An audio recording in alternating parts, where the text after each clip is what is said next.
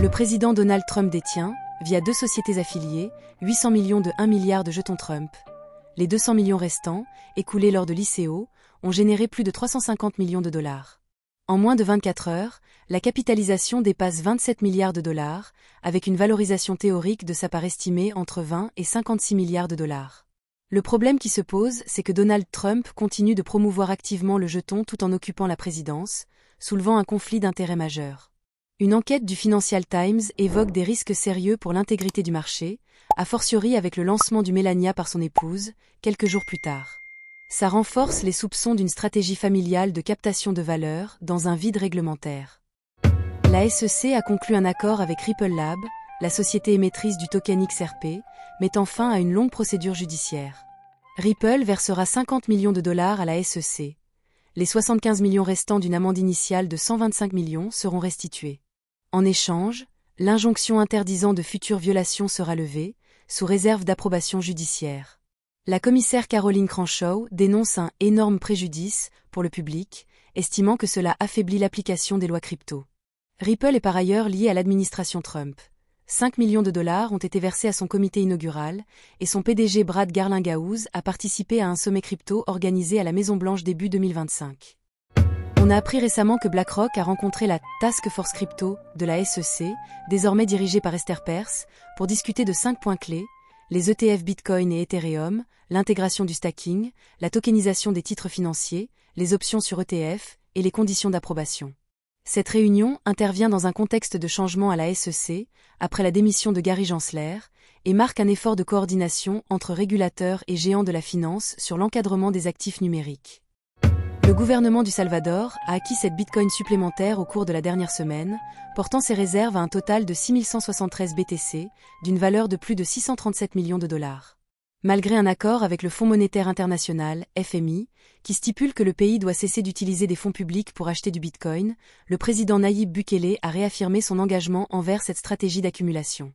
En décembre 2024, le Salvador a signé un prêt de 1,4 milliard de dollars avec le FMI, qui exigeait notamment l'abrogation de la loi sur le bitcoin et la réduction de l'accumulation de cette crypto-monnaie.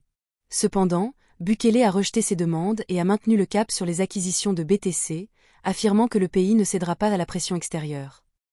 Dans son nouveau livre, Benjamin Wallace plonge au cœur du phénomène Bitcoin en enquêtant sur Satoshi Nakamoto, le créateur mystérieux qui a façonné la première crypto-monnaie mondiale. Wallace examine les débuts de Bitcoin, marqués par la publication de son livre blanc en 2008, qui a introduit un système de paiement décentralisé. Il met en lumière les spéculations autour de l'identité de Nakamoto, qui pourrait être un individu ou un groupe, et analyse son impact sur l'économie moderne.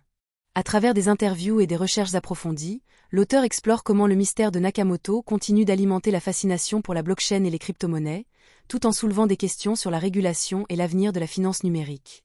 En intégrant des éléments biographiques et des contextes historiques, Wallace offre une perspective unique sur l'énigme qui entoure le créateur de Bitcoin.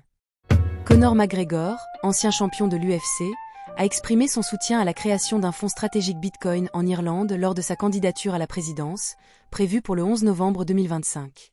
Dans un message sur X, il a déclaré que cette initiative redonnerait du pouvoir aux citoyens, affirmant que la crypto a été fondée pour redonner le pouvoir au peuple.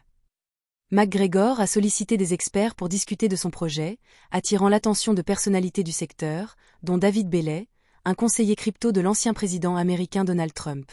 Sa candidature indépendante s'articule autour de politiques anti-immigration et de la lutte contre la criminalité.